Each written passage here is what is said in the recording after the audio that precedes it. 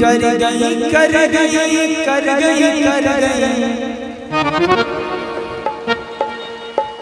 कर गई कर गई कर गई अखियां जादू उनकी कर गई कि राधा बल्लभ की अखियां जादू कर गई।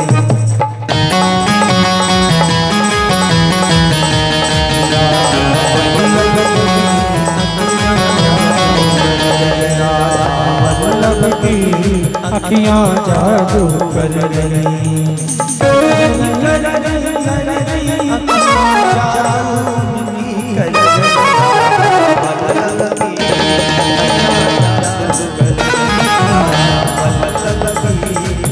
जादू कर गई।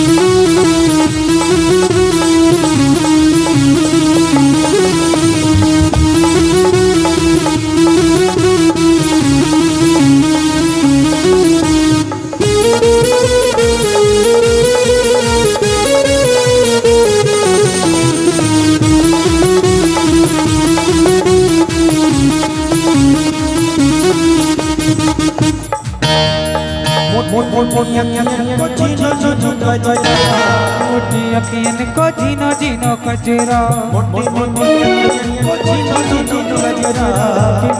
अखियन को जीनो जीनो कजरा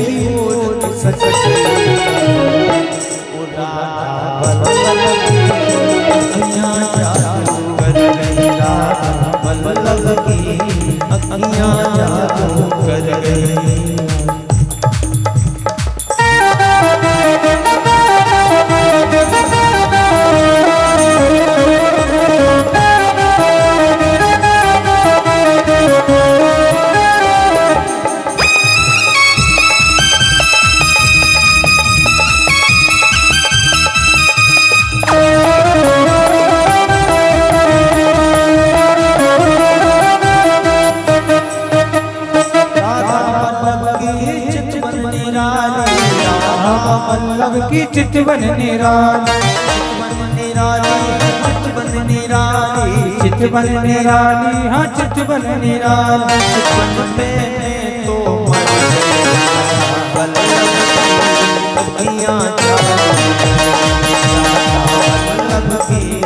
अखियां जादू कर गई कर गई कर गई कर गई कर गई कर गई कर गई अखियां कर गई कर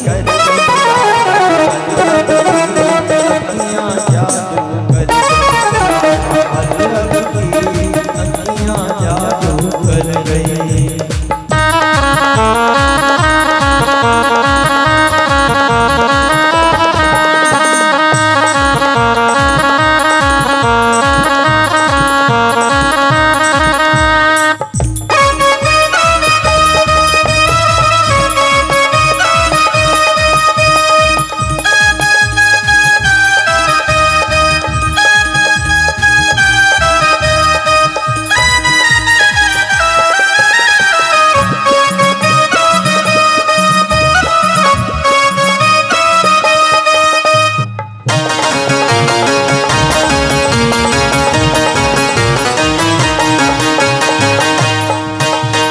दर्शन करने भाई बाबरिया दर्शन करने गई बाबरिया दर्शन करने भाई बाबरिया दर्शन करने भाई बाबरिया यज्ञ झांकी दिल में बस गई झांकी दिल में बस गई राधा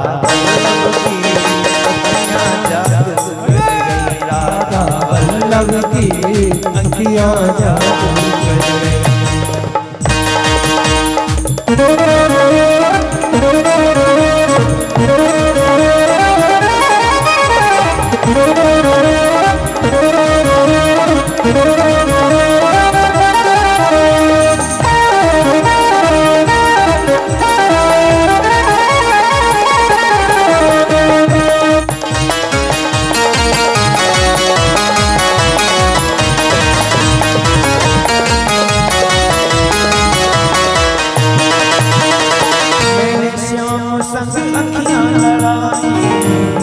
श्याम संगे अखियां लड़ाई, मैंने श्याम संग अखियां लड़ाई, मैंने श्याम संगे अखियां लड़ाई, अखियां लड़ाई मैंने अखियां लड़ाई, अखियां लड़ाई मैंने अखियां लड़ाई।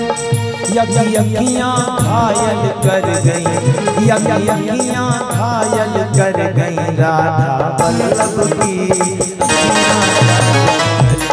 राधा वल्लभ की अखियां जादू कर गई, कर गई कर गई कर गई कर गई कर गई कर गई कर गई कर गई अखियां जादू कर गई वल्लभ की अखियां जादू अखियां जादू कर गई, राधा वल्लभ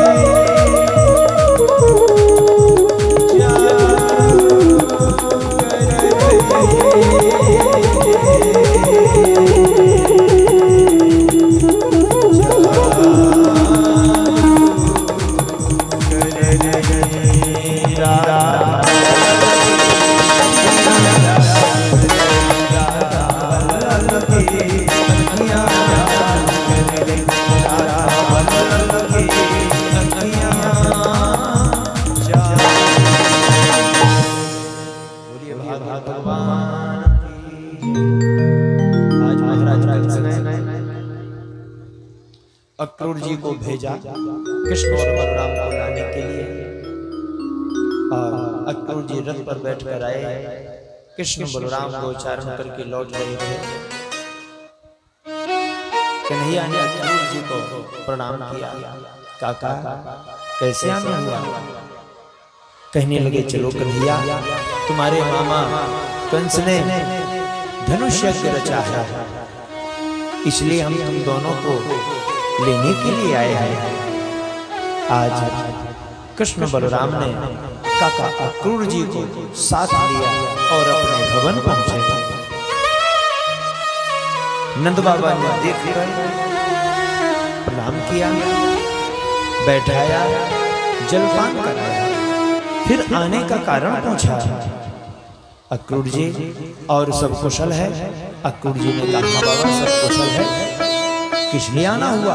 कहने लगे महाराज कंस ने शिव धनुष यज्ञ रचा है, इसलिए कृष्ण और बलराम को लाने के लिए मुझे भेजा है।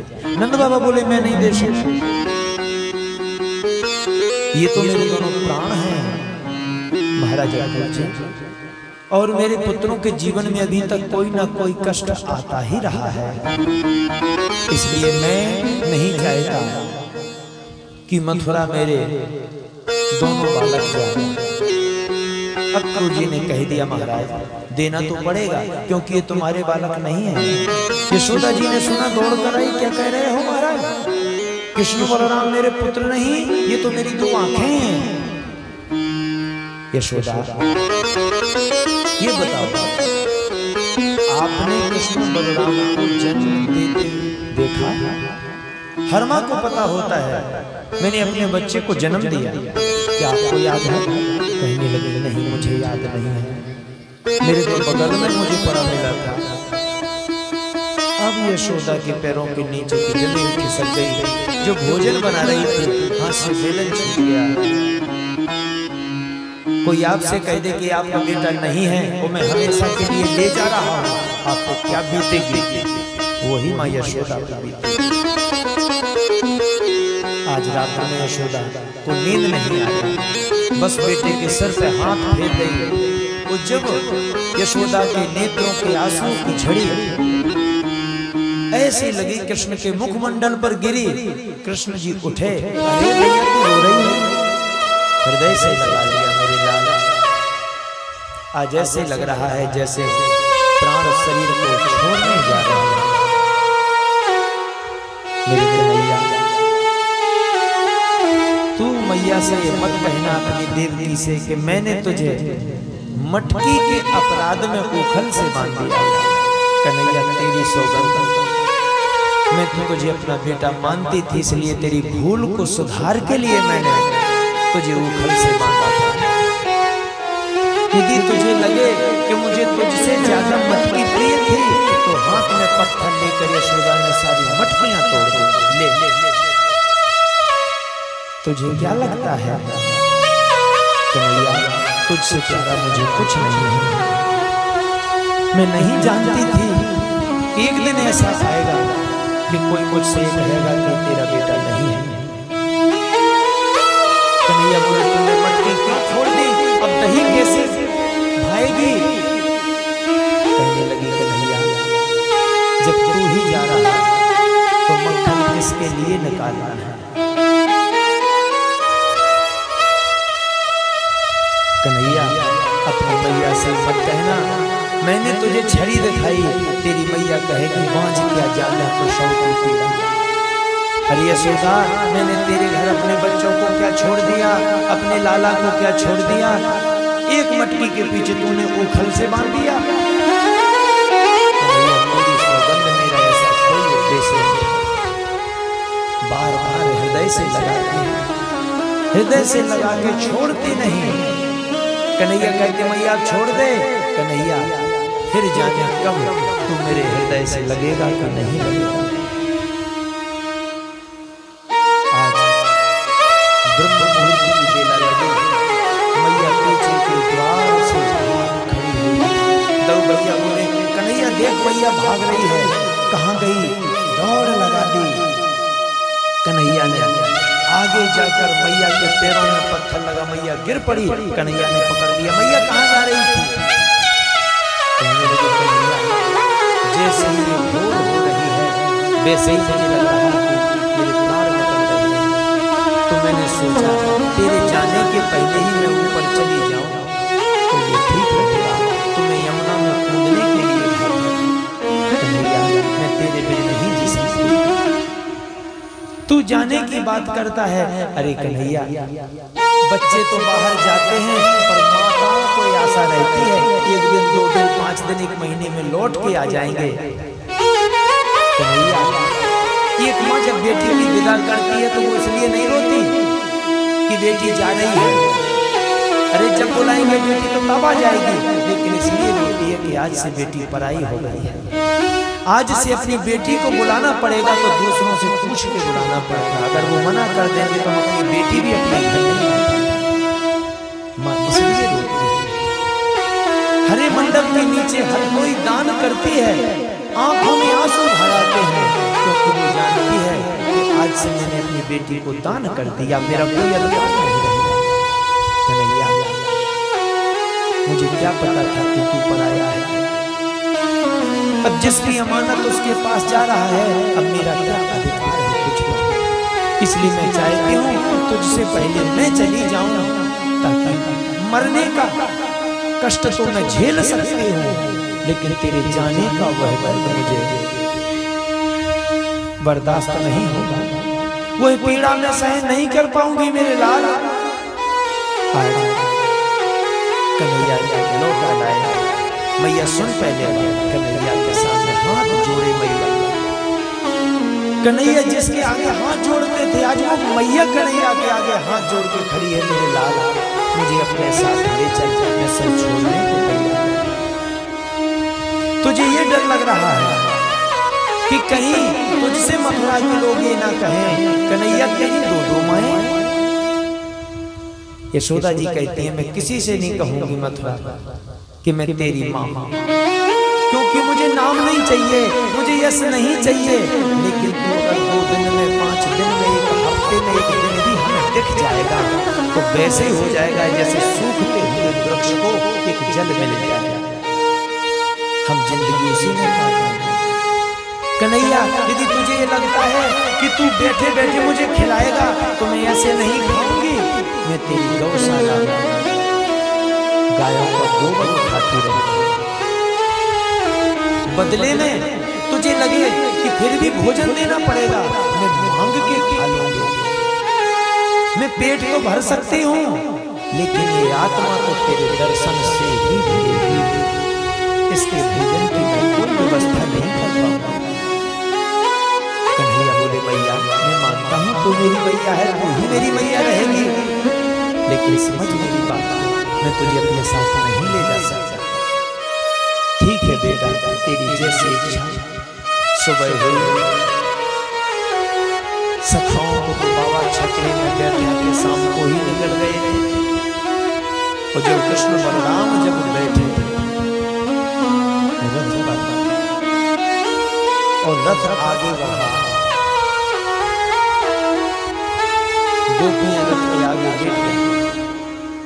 कन्हैया ने कहा क्यों आगे लेट गई हो तुम, ये रथ ऊपर चढ़ जाएगा, तुम्हारे प्राण निकल जाएंगे। गोपियां कहने लगी व्यक्ति जमीन पे कब गिरता है, जब उसके प्राण निकल जाते हैं। हम लोग खड़े ही थे, लेकिन आप हमारे प्राण हो, आप निकल कर जा रहे हो, जिसके प्राण निकल जाए वो जमीन पर खड़ा कैसे रह सकता है। गोपियां कहती हमने ऐसी क्या भूल की, हमने अपराध किया, माना सजा बता दो क्या, हम सजा भोगने को तैयार हैं। लेकिन बिन सजा, बिन गलती की सजा देना ये कहाँ का न्याय है।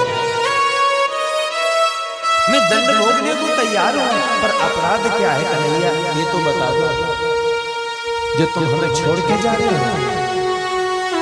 हम सभी ने अपने अपने घर छोड़ दिए थे, आप वृंदावन में सुखी रहोगे, हम सब वहां झोपड़ी बना के रह लेंगे। आज आप हमें यहाँ छोड़ के जा रहे हो, अब हम न इधर के रहे न उधर के रहे। राधा जी ने गोपियों को बुलाया, समझाया, देखो प्रेम की परिभाषा ये नहीं है कि तुम किसी को बांधो, प्रेम की परिभाषा है स्वतंत्रता देना। अगर तुम कृष्ण से प्रेम करती हो तो कृष्ण क्या चाहते हैं वो काम करो, उसे प्रेम कहते हैं। तुम्हारे पति की इच्छा है कि आज हम मऊरानीपुर में जल विहार निकल रहे हैं, वहां देख रहे हैं, तुम कह रहे नहीं जा सकते, सीधे चलो घर के अंदर। तुम्हारे पति कहाँ खुश है, ये कैसा प्रेम है। पति की खुशी जल विहार देखने में है, तुम जल विहार देखने भेज दो, इसे प्रेम कहते हैं। जानवर को बंधन में बांधा जाता है, रिश्तों को बंधन में मत बांधो, स्वतंत्रता। तब गोपियों ने कहा ठीक है। कन्हैया ने अपने बांसुरी राधा जी को दी, राधा जी कहने लगी इस बांसुरी का क्या करना है, बजाने वाला ही छोड़ के जाओ कन्हैया, तुम खुश रहो, हमारी खुशी उसमें। आज रथ पर बैठकर कृष्ण बलराम आगे चले, मैया पीछे से दौड़ती आ रही, रोती आ रही, कहती आ रही कृष्ण कृष्ण। जितनी क्षमता थी, सहनशीलता थी, सब निकल गई। अब मैं नहीं मानूंगी। रथ आगे आगे जा रहा, पीछे पीछे मैया दौड़ रही, लेकिन कृष्ण ने एक ऐसी बात कह दी कि मैया वहां से आगे ना बढ़ पाई। कन्हैया ने कहा रुक जा मैया, रुक जा मैया, रुक जा मैया। मैया नहीं मानी तो कृष्ण दाऊ भैया बोले अब क्या करें। मैया तो रथ के पीछे पीछे दौड़ रही है, मैया हाँफती चली आ रही है। कन्हैया बोले मैया अब तूने अगर एक कदम आगे बढ़ाया तो अपने कन्हैया का मरा मुंह देखेगी। ये बात कही तो मैया आराम से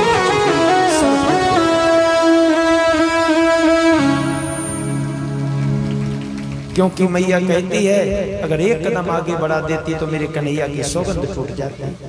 वहीं बैठ गई और रोने लगी। रास्ते में अक्रूर जी को जो भ्रम था, भगवान ने अपने दर्शन देकर अक्रूर जी का भ्रम दूर किया।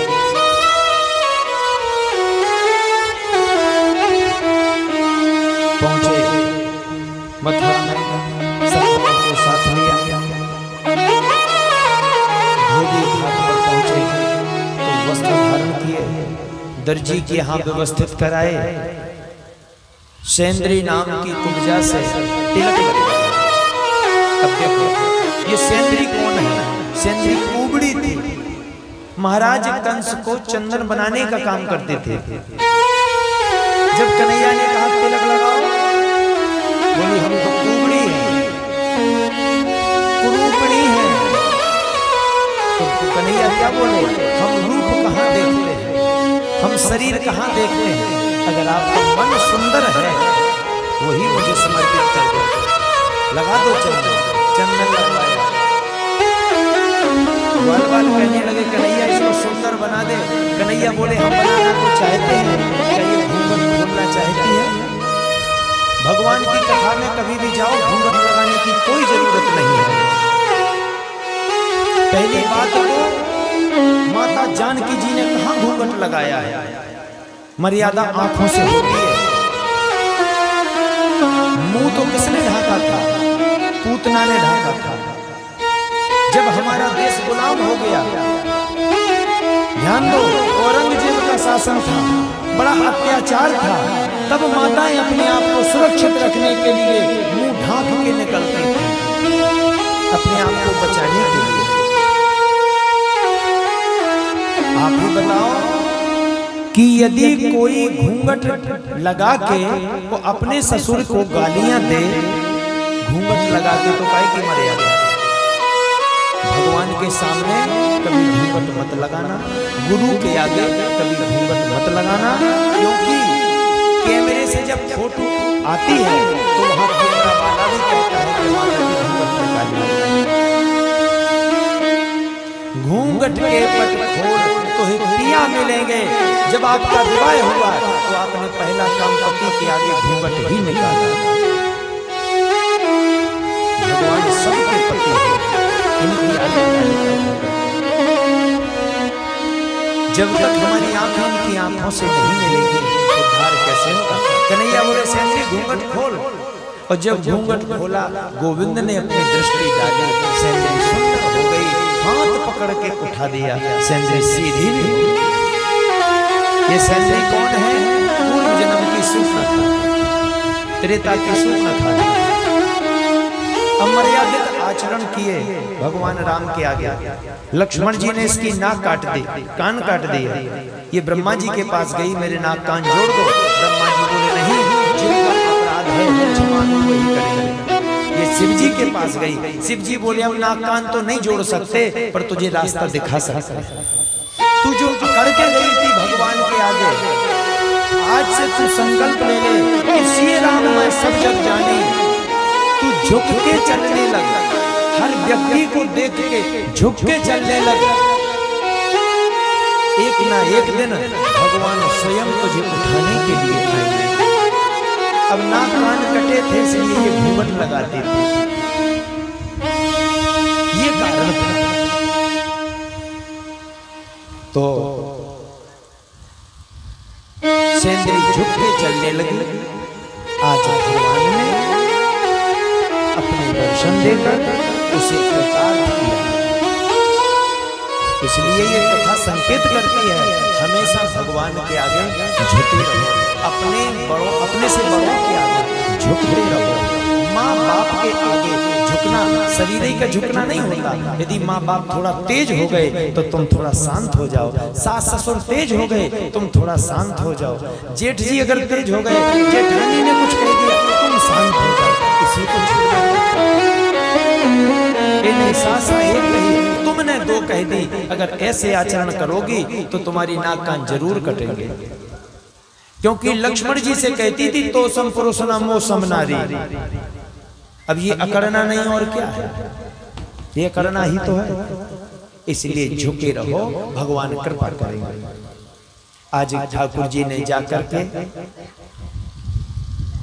कंस की सभा में सल तोसल चाणूर मुष्टिक इत्यादि असुरों का वध किया और महाराज कंस के केस पकड़कर खींचा। कंस कहने लगे मेरे केस क्यों पकड़ रहे? भगवान बोले तुमने मेरी मां के केस ही तो पकड़े थे। माता देवी जैसा कर्म वैसा फल, और घसोड़ घसोड़ कंस का वध किया। बोलिए कंस भगवान की जय। कंस का वध हुआ, उग्रसेन जी को कारागृह से मुक्त किया, अपने माता पिता को कारागृह से निकाला और अपने घर लेकर चले गए। अस्थि प्राप्ति अपने मायके चली गई जरासंध के यहाँ। आज मैया ने दोनों बालकों के केस कटाए और अवंतिकापुरी सांदीपनी गुरुजी के यहाँ भेज दिया विद्या ग्रहण करने के लिए। विद्या ग्रहण करके यमपुरी से गुरुपुत्र लाकर गुरु दक्षिणा देकर लौटे तो हमारे ठाकुर जी उदास ही बैठे रहते थे। एक दिन उद्धव ने कहा, आप उदास क्यों रहते हो? कन्हैया कहने लगे, उद्धव मोहि ब्रज बिसरत हंस सुता की सुंदर कलरव अरु वृक्षण की छाएं उद्धव मोहि ब्रज बिसरत। ब्रज को नहीं भूल पा रहा। उद्धव जी कहने लगे, ब्रज को नहीं भूल पा रहे हो? अरे कन्हैया, वो सब तुम्हारे हैं। तुम्हें क्या लगता वो अभी तक तुम्हें याद कर रहे होंगे? अरे घर में किसी के कोई मर जाए 2, 4, 5 महीने में सब बराबर हो जाता। तुम्हें कई साल बीत गए, तुम्हें क्या लगता वो अभी तक तुम्हें याद कर रहे होंगे? झूठ है, मिथ्या है। कृष्ण बोले, मैं तुम्हें कैसे बताऊं कि मेरे ग्वाल वाल मेरे ब्रजवासी कैसे। क्योंकि मथुरा में कन्हैया ने ये कह के अपने सखाओं को लौटा दिया था वृंदावन के जाओ मैं परसों आ जाऊंगा। उद्धव से कन्हैया बोले, एक काम करो, तुम जाओ एक बार उनके हाल चाल ले आओ, खैर कुशल ले आओ, इसके बाद प्रसन्न हो जाए। उद्धव जी को रथ में बैठाया। उद्धव वृंदावन आए तो क्या देखा? रास्ते में कृष्ण के सखा बैठे थे। उद्धव को देखकर दौड़े जैसे मेरा मित्र आया हो। देखा उद्धव जी है, भैया राम राम। उद्धव बोले, तुम आज यहाँ गांव के बाहर बैठे हो, तुम्हें पता था क्या मैं आ रहा हूँ? बोले नहीं। फिर यहाँ कैसे? बोले हम रोज सुबह से आके यहाँ बैठ जाते हैं, वो शाम तक सायंकाल तक देखते हैं कि अभी मेरा मित्र आएगा, क्योंकि उसने बरसों की कही थी, वो बरसों बता दिए। हम बरसों से रोज इंतजार करते हैं यहीं बैठे। वो शाम हो जाती तो घर चले जाते, अगले दिन लगता आ जाएगा तो फिर बैठ जाता। उद्धव की आंखें भर आई, ऐसी प्रतीक्षा कोई नहीं कर सकता। सुखदेव जी महाराज कहते, परीक्षा, हम भगवान की परीक्षा करते हैं। यदि भगवान हमें भैंसें मिल गई तो हम रोट चढ़वा देंगे, ये तो परीक्षा है। भगवान की कभी परीक्षा मत करो, ग्वाल बाल बन के प्रतीक्षा करो। आज ग्वाल बाल अपने आप हमें आंसू भरे हो कह रहे हैं,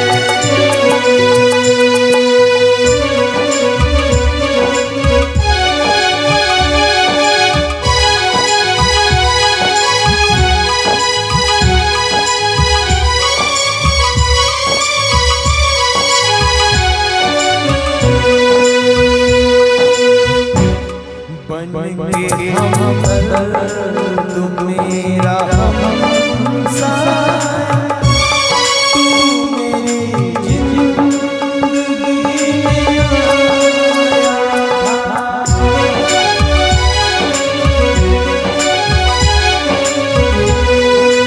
बन के हमदर्द मेरा हमसाया, तू मेरी जिंदगी में आया।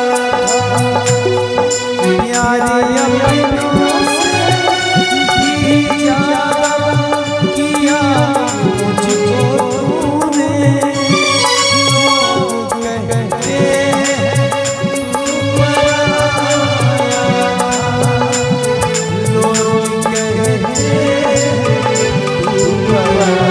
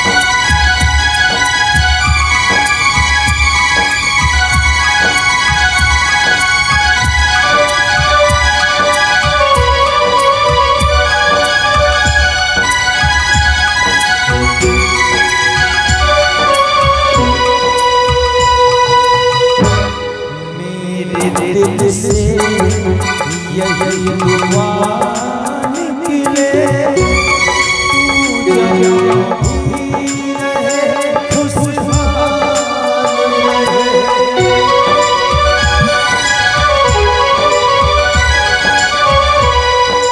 मेरे दिल से यही दुआ निकले, तू जहाँ भी रहे भूल के भी ना भूला पाए मेरे कृष्णा, हर घड़ी बस तेरा ही ख्याल रहे, हर घड़ी बस तेरा ही ख्याल रहे।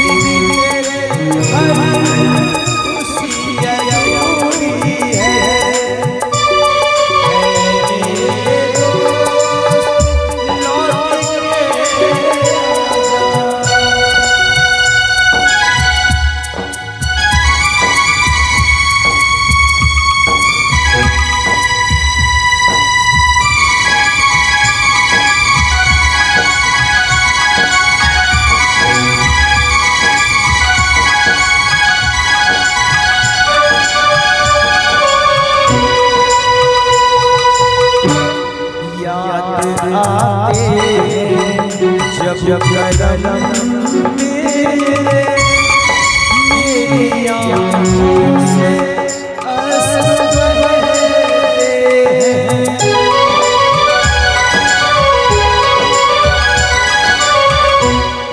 याद आते जब कदम मेरे मेरी आँखों से आंसू बहते हैं। तेरे एहसानों का बदला मैं चुकाऊं कैसे, बहे आंसू मुझसे कहते हैं, बहे आंसू मुझसे कहते हैं।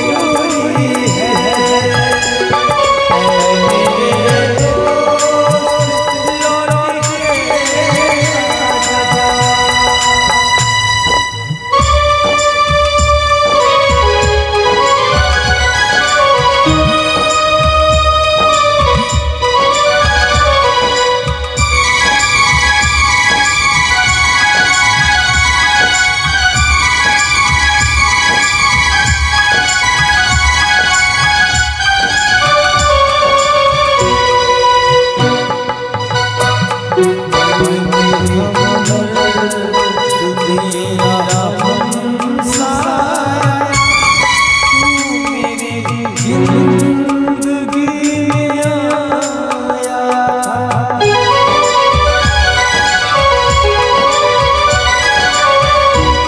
बन के हमदर्द मेरा हमसाया, तू मेरी जिंदगी प्यारी अपनों से दिया हमने तुमको, लोग कहते तू मनाया था, लोग कहते तू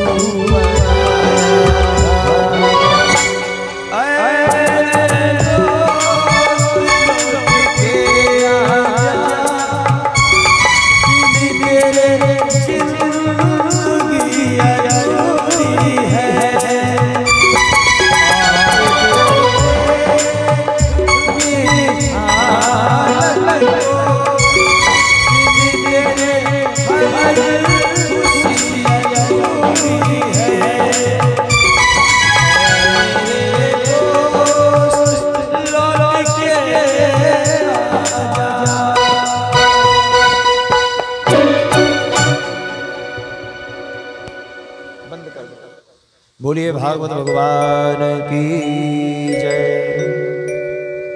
अब ये प्रसंग हम संक्षिप्त करेंगे क्योंकि हमें तारे में तोड़ के लाऊं, तेरे सहरे पर लगाऊं, और मैं गीत गाऊं, फूल राहों में बिछाऊं, जान से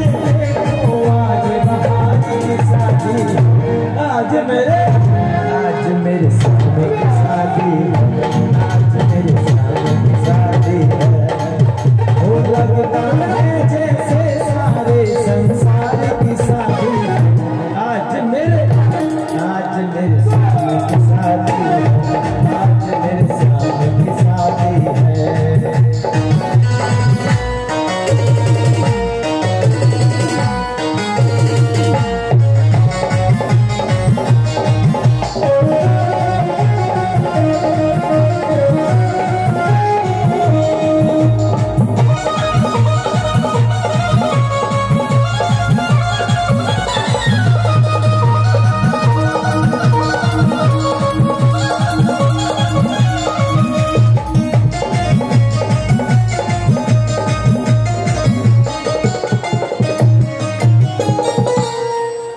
द्वारिकाधीश की आगे कोई भी व्यक्ति